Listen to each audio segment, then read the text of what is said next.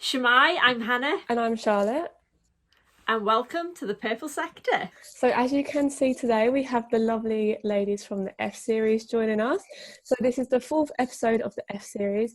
And if you haven't seen the other three, they are on each of our other channels. So, the first one is on Kira's channel, and then is it? Yeah. And then the second one is on Dornie's, and the last one is on Beth's. So, we will obviously link all the details in the description below. So, we have Kira Megan F1 with us, we have F1 Dornie, and we have Beth F1.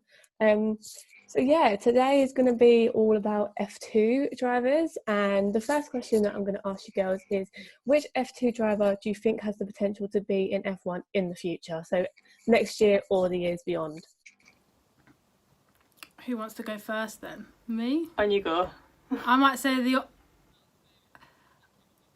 Well, I've probably got the most amount of experience, but I'm actually saying the most common one. And that is probably the name that everybody knows, especially at current times, and that is Robert Shwartzman. Robert Shwartzman is a Russian driver, currently driving for Prema in Formula 2, and that man is fast. That man is fast. There is no denying it. And I picked him today because, as much as I normally like to go out the box, I like to say somebody that's more of a dark horse. There's just no denying that Robert Schwartzman is literally like... He's an up-and-coming GOAT. Like, I can tell you that now. Like, this man is so good. You might not know. I don't want to say as we know because some people might not know. But he is the reigning FIA F3 world champion. Or not world champion. So he came straight from Prema up to Prema in F2. And so far, he's leading the championship. He's not put a foot wrong at all in Formula 2. And I've been saying it recently in a couple of podcasts that he's consistently been in the points every single week. They've had 6 races so far for Formula 2 this year, and he's been consistently in the points every single time. There is no... there's no, like, silly mistakes. I mean, he did make a silly mistake. I think it was the Styrian Grand Prix where he spun by himself, but he's the sort of driver that does what he needs to do. I think a lot of drivers get tangled where they don't need to. They get into difficult fights, but he's got his head forward and his eyes on the championship, and I think that's what a lot of people have been noticing about him. He's got that world champion mentality which not many drivers have, and that's exactly what you need when you're coming up the ranks. He's also kind of mimicking what Charles Leclerc and George Russell have done in the sense of winning Formula 3, then going on to win Formula 2, and then getting up to Formula 1. So I personally think that he's going to get there, and as we know, and as we'll talk about later, there are a lot of Ferrari Driver Academy boys in F2 that have the potential to go up and either be in Haas or Alfa next year. We know that there is probably going to be space available, especially as it's looking like to be a Ferrari Driver Academy driver that is going to win the championship this year. As we know, Robert is in P1. So he's just, I can't even describe how much of a good driver he is. He's got so much control, he's got so much passion, he's so level-headed, and I don't know, what do you girls think? I just feel like he comes across so mature and so, like, world championship ready. I don't know if anybody else thinks that. How old is he? I think he's 20, I think, off the top of my head, or 21, one of the two. I think he's 20 though. I mean, from what I've seen, I'm really, really impressed. Like, he's the name on everyone's lips. Like, you watch one Formula 2 race and he's instantly one of the ones that you pick out.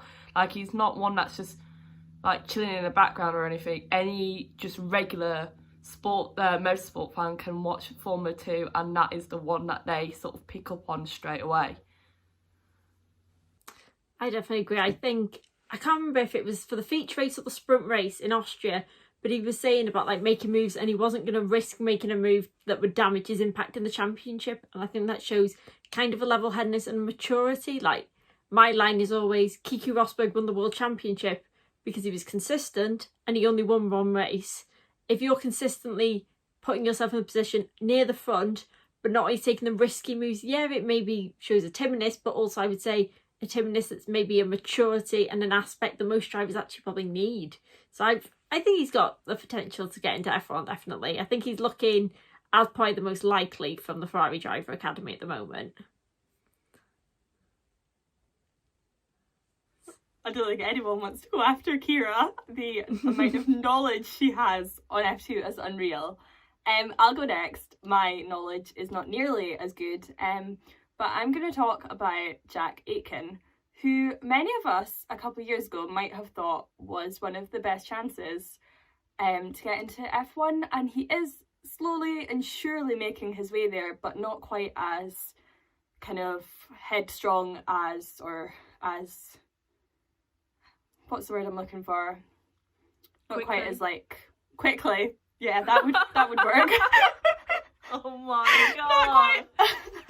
Not quite as quickly as the likes of Robert. So I think Jack's kind of been around for a bit of a while. He's one of the older drivers, saying that he is still only 24. This season in Formula 2, he's really not doing the best. He's driving in is it Campus? Yeah, Kira? Campos. Which obviously isn't the most competitive of cars. However, he's not really letting this deter him in the sense of he's still making those connections. He's very recently driven for Williams in FP1 as well, and he is still using those links, using those connections, and using his talent to make it. And I think he's hopefully going to prove that although he's not got the easiest of tracks into Formula 1, he still can make it. And obviously he's another British driver, and we love British drivers and back our own boys.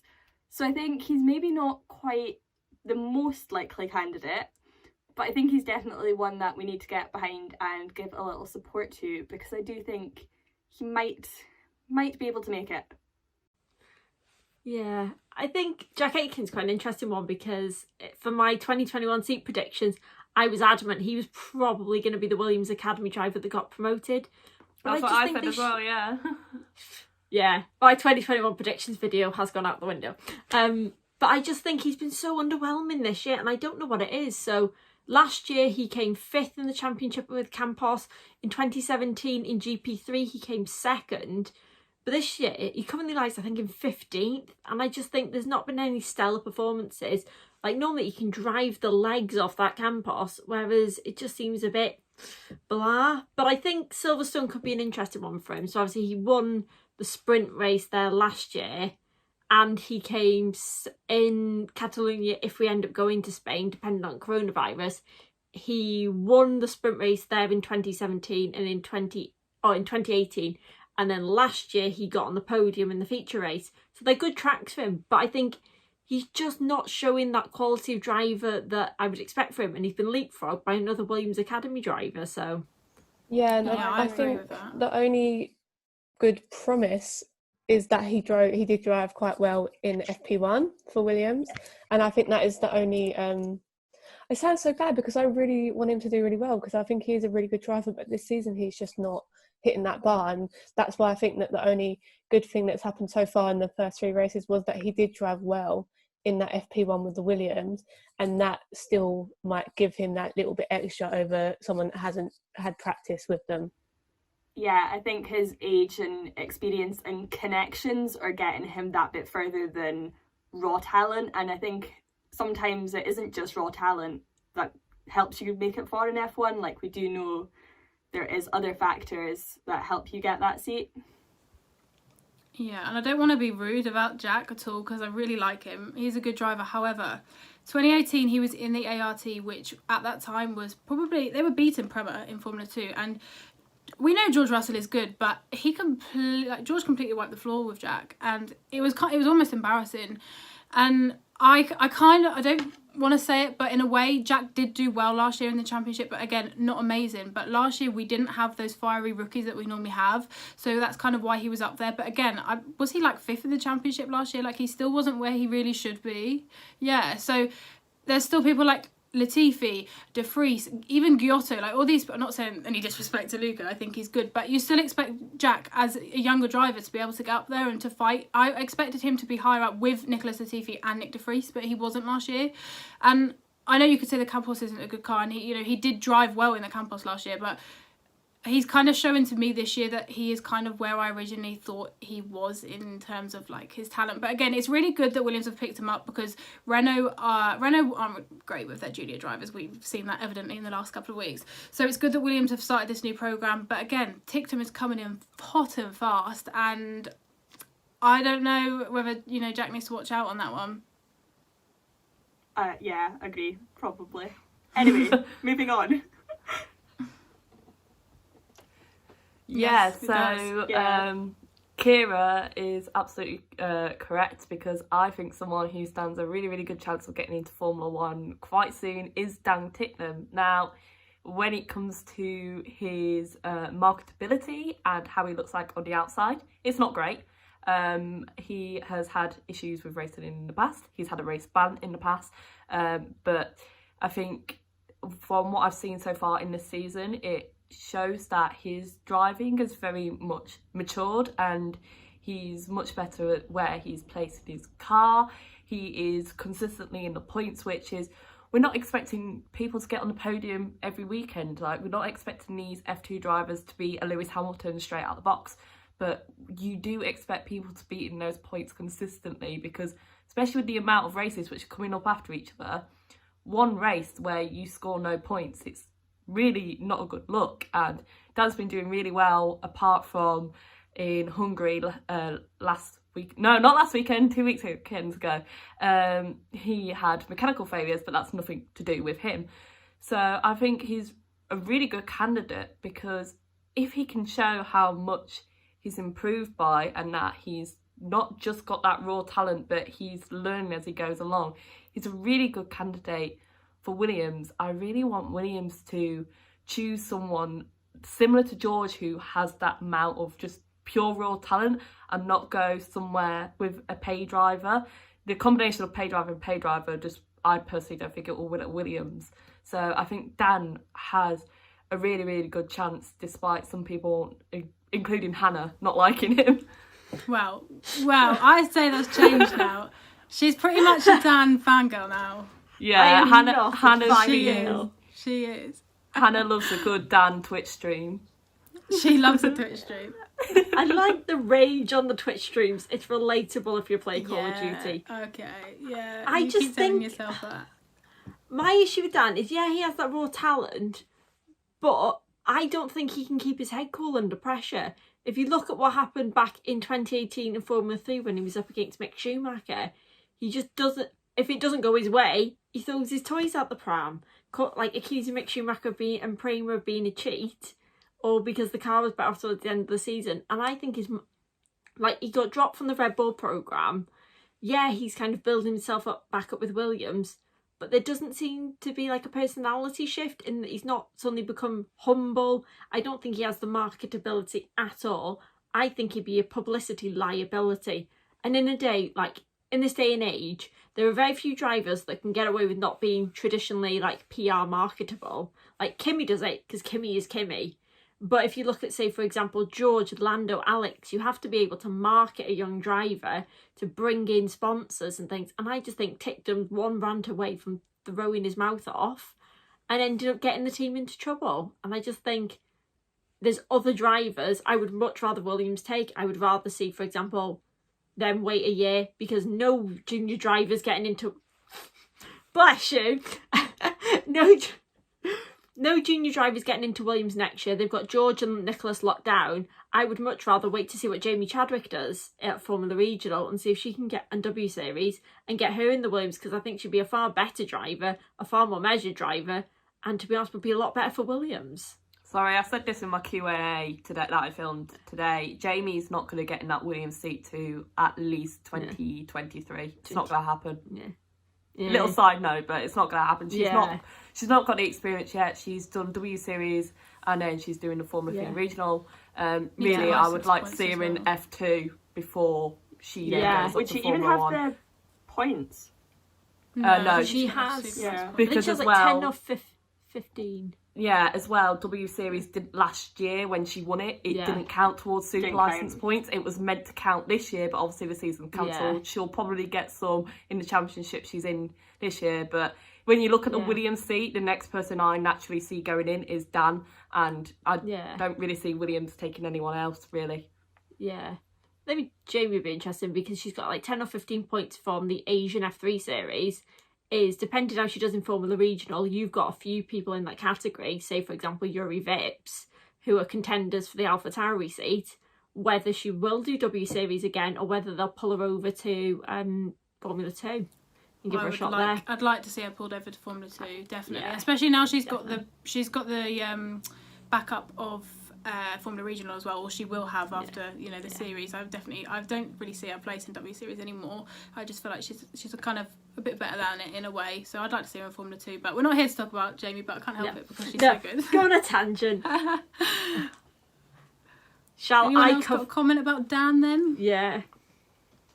I think everything's been said. I think he would I like Dan. be a good driver, but it is that marketability risk, which, as we said in our last video when we were talking about kind of pay, first and foremost, Formula One teams aren't driving teams or sporting teams, they are companies, which need to have a good reputation.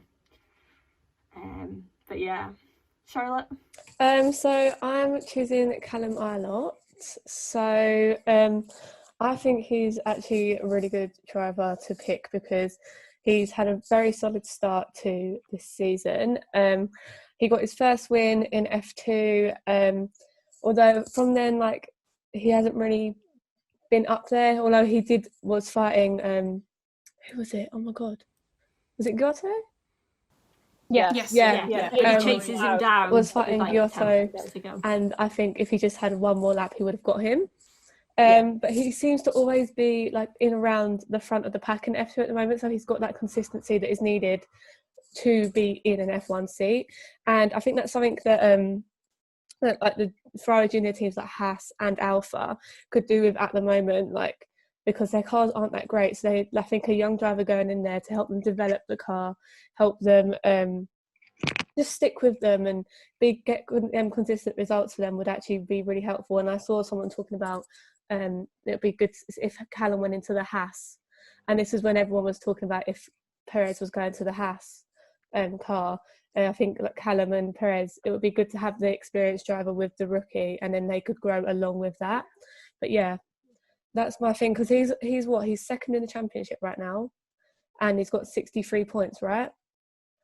So hopefully just from here he can just carry on getting better and getting better throughout the season. And I think maybe not next year because there's not many seats on offer, and I think Haas will keep K-Mag. Whether they keep Roman, I don't really know, but maybe in that, because this is already his second season in F2, right? Yes. So hopefully this year, but if not this year, I can see it in 2022.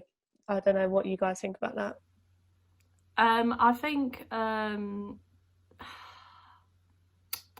basically with Callum, he's doing really well in the championship, but I don't know, I just get this feeling from an outside looking in is, yes, he's part of the Ferrari Driver Academy, but I feel like he's been ever so slightly overshadowed by both Robert and by Marcus Armstrong, just purely because they've come up from the Formula 3 championship and they were battling so hard for that title.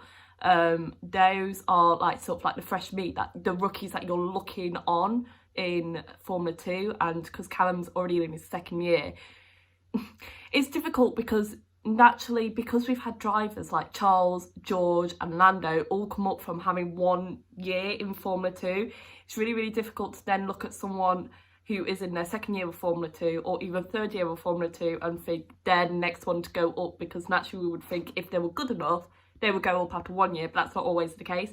But I don't know, I just get this feeling that Callum's been ever so slightly overlooked by the Ferrari Driver Academy, and they're more likely to favour both Robert and Marcus before they would go for Callum.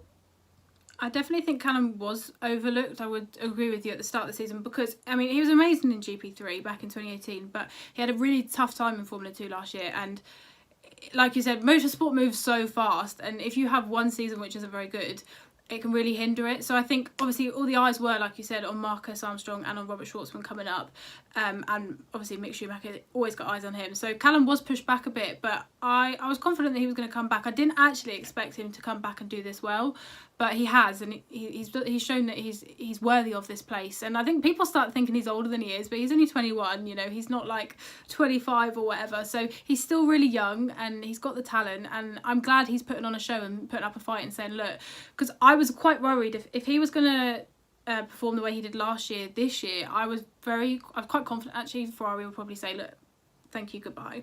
But actually he's picked himself up again, so I'm hoping that it does carry on, because he definitely deserves it. Yeah, and I was going to say that it's kind of like the whole thing with Jack. Everyone was so behind Jack, and everyone is so behind, as you say, Schumacher, Armstrong, Shwartzman, because Schumacher because of his name, and then Armstrong and Shwartzman because they are the rookies. So everyone's like, whoa, look how good they're performing. This is their first year, whereas Callum, like Beth said, it is his second year. And if you do perform bad in one season, then they're just going to kind of put your reputation as that. So I get where you guys are coming from 100%. Yeah. I think in F1 at the minute, we are so used to seeing really young drivers. I'm sure it was 2019 was like the youngest combined age on the F1 grid. And I think we're just going through this period where we've had so much young talent coming up and just being pushed up quickly for whatever reason, if it is talent or spaces or whatever. And I think we maybe just need to take a step back and let people develop in F2 and let drivers have two years or more in F2, because there's no rush. Like, look how old Lewis is, look how old Kimi, Roman, Seb, they're all still got, like, they've got so much time left to drive in F1, so I don't think there needs to be this rush as well. Yeah. I think it's an interesting one. I think in very few other fields, we would turn around and say to someone, say, for example, Latifi. Nicholas Latifi's what, 24, 25? We would not in probably any other walk of life say, you're a bit old. Like, that kind of age thing, there's very much a pressure now. It's the Max Verstappen effect. The fact that when he came to F1, they had to put the super license in place. Everyone expects younger drivers to perform quicker and quicker. But then if you look at, say, 20, 30 years ago, Damon Hill, I'm pretty sure didn't get into F1 until he was about 30. Whereas now you'd never see that. Once you practically hit 25, you're seen as past your peak in terms of being a rookie, and then it's gone. I think Callum Ilott's kind of been the underdog of the Ferrari Driver Academy. He's one of the newer ones to it in terms of he was part of Red Bull. They hampered his junior career, putting him into things like, I think it was Euro Formula Open and a couple of the junior formulas before he should have been there. They kind of tried to push him through, tried to do what they did with Max Verstappen, and it doesn't always work. You very much need that's why there's now more of a pyramid system in like the junior categories to help drivers develop and move them up. And then he was part of the Sauber junior team, and that's how he drove for Charouz by Sauber Racing. I think that was the team last year with Juan Manuel Correa. And he didn't get very much of a chance to show his talent. Like, even though in Formula 2, the cars are all the same, the teams are not. You can tell which teams you want. If you're a driver and you want to get into F1, you want to be in Dams, you want to be in Prema, you want to be in Art, preferably. There's kind of, and then I think Carlin, yeah. There's kind of a couple of top teams that you want to be a part of. If you're not a part of them, you're practically going to struggle for points in most races. And I think Callum this year has definitely shown a level of maturity. I wasn't expecting him to do as well. I like Callum Ilott. I'm a big fan of his. And it's nice to see him do well. But I think the thing for him will be kind of being consistent now. He's in the UNI Virtuosi, which is a solid car, up against Guan Yu Zhou. And I think he'll be able to show his talents and hopefully mount a title challenge. And I think if two Ferrari Driver Academy drivers come first and second, they'll try and find a way to they'll either put one of them in and put one of them as a reserve driver, or they'll find a way to get both of them in. Like, Ferrari's got the money, and I think with having Carlos Sainz is a placeholder for a Ferrari Academy driver, so yeah. I'll go last. I will go last. But by no means least, I will go with Dan Ticktum's best mate and Callum Ilott's stablemate over at the Ferrari Driver Academy in Mick Schumacher. So I feel like I've gone for like the really obvious one, but it's also, if you'd have said 2 years ago, yeah, he would probably be the obvious choice. But I think he's always had very much the pressure of his name, being the son of Michael Schumacher. It's always going to put a tremendous amount of pressure, which I think is incredibly unfair on him. Like, you didn't really see the same level of pressure on like Max Verstappen, and he was the son of a Formula 1 driver. Obviously not to the same calibre. Kind of a difference. Not quite the same. Yeah, but like that thing of that, just because he's his dad's son doesn't really mean anything. Like, genetics aren't or he's passing down driver ability. They certainly didn't pass it down for me. But I think he's very much the driver that needed the second season. So this is his second season in Formula 2, staying with Prema, and he tends to have a thing where it'll take him a little while to get into the swing of things. If you look at, say, his 2018 campaign in Formula 3 European, it took until roughly about the halfway season.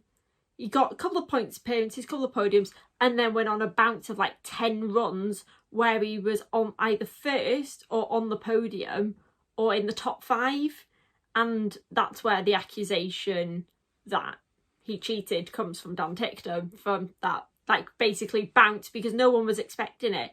And I think Mick's shown that level of quality that he takes his time to learn, but I don't necessarily think that's a bad thing. I would much rather have a driver take his time to learn and develop to become the best driver he can be than go full throttle the first season, get into F1 and find that he's woefully unprepared for it. Like, that's my argument with Red Bull and their junior programme and what's happened with Alex Albon. They've pushed Alex in that Red Bull too early because they didn't have any other options and they didn't give Pierre time to develop that he needed.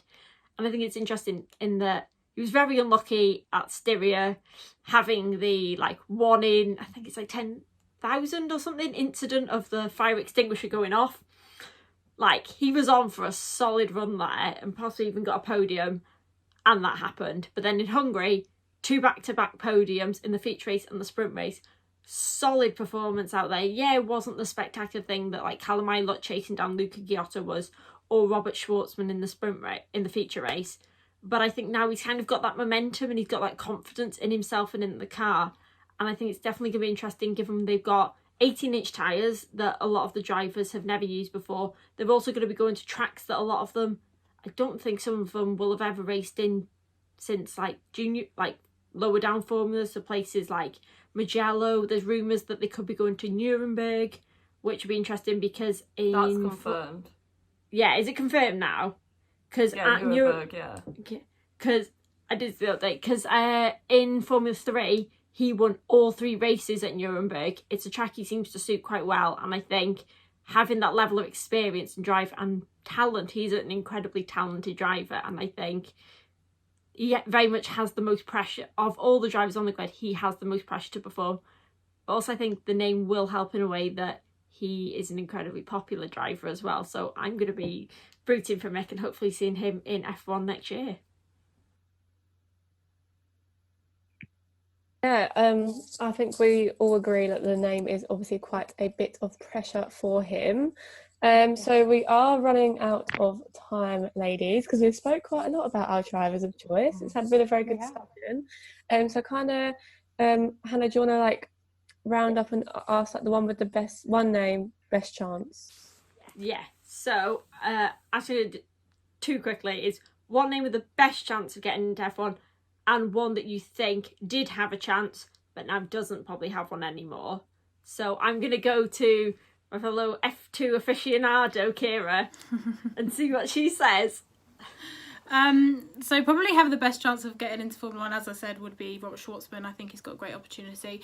One that I probably thought would do better, but I don't think he's not going to get in. I just think he's very much having a bit of a bad time, is Marcus Armstrong, which is such a shame because I really like him. But yeah, I feel like personally he's missed his chance, and also Artem Markelov, I think, has missed his chance as well. So yeah, them two. Beth? Me? Sorry. Who? She's asleep. Who's she?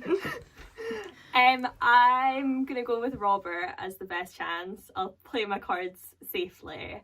For one person who, I don't know if they've missed their chance, but someone who I quickly might want to throw into the mix would be Christian Lundgaard. I just don't know if there's too many big names that we've already spoken about at the minute, and he's just not quite going to... And with Nando coming back, he's taking the space. Yeah, Nando's taking his space. We're still salting. We're still fuming. How many videos later? 4 videos later, and we're still on about it. So yeah, I might have to go with Christian for not quite making it. Shall I go? I think most likely will be Mick, purely because of his last name. He's obviously he's in his second year in F2. So I think they'll want to get him up to at least that Alpha seat as quickly as possible for him to be able to develop in Formula 1. And one who I think is he's probably going to just miss out on F1 is unfortunately Jack Aitken. It's his third year in F2 now, and I didn't realise before doing my little bit of research that he actually did 2 years in GP3 as well, which I wasn't aware of. So it's sort of like 5 years altogether in those junior categories. Some people take 2 years before they get to F1. Yes, he's got the good connections at Williams, but I think if Dan's performing better than him when it comes to Williams making a decision for 2022, I unfortunately think that Dan might just tip Jack. Charlotte? So I'm going to say Shwartzman as well, because he's just smashing it right now. And I think one that has missed his shot this year is it Joe? Is that how you say it? Joe. Just because obviously the whole Renault Junior situation, like Joe said, Nano coming back. So yeah, I think Shwartzman definitely, and Joe for maybe not.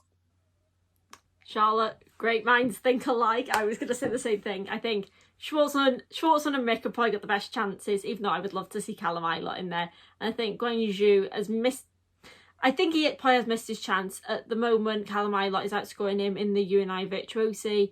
Also, Christian Lundgaard is doing exceptionally well. And also, in Formula 3, Oscar Piastri, who's also in the Renault Sport Academy, is leading and is showing incredible pace. And if he gets promoted up next year and he beats them both, Fernando's not going to stay in F1 forever. He's probably got maybe extra 2 or 3 years. So I am going to say he's probably missed his chance, which is kind of gutting. So that's all for us. Thank you, ladies. I thank Dornie, Beth and Kieran for coming on. And Charlotte and I see you soon. This is the Purple Sector. Make sure to like, subscribe and comment. And we'll see you soon. Bye.